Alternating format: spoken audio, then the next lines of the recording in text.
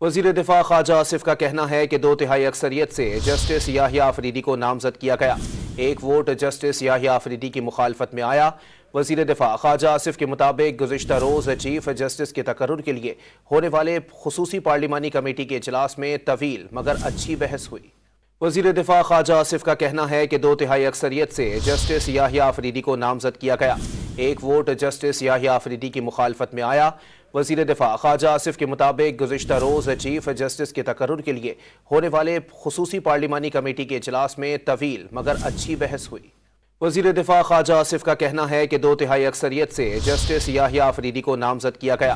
1 vote justice یحییٰ آفریدی کی مخالفت میں آیا۔ وزیر دفاع خواجہ آصف کے مطابق گزشتہ روز چیف جسٹس کے تقرر کے لیے ہونے والے خصوصی پارلیمانی کمیٹی کے اجلاس میں طویل مگر اچھی بحث ہوئی۔ وزیر دفاع خواجہ آصف کا کہنا ہے کہ 2/3 اکثریت سے جسٹس یحییٰ آفریدی کو نامزد کیا گیا۔ 1 ووٹ جسٹس یحییٰ آفریدی کی مخالفت میں آیا۔ وزیر دفاع خواجہ آصف کے مطابق گزشتہ روز چیف جسٹس کے تقرر کے لیے ہونے والے خصوصی پارلیمانی کمیٹی کے اجلاس میں طویل مگر اچھی بحث ہوئی۔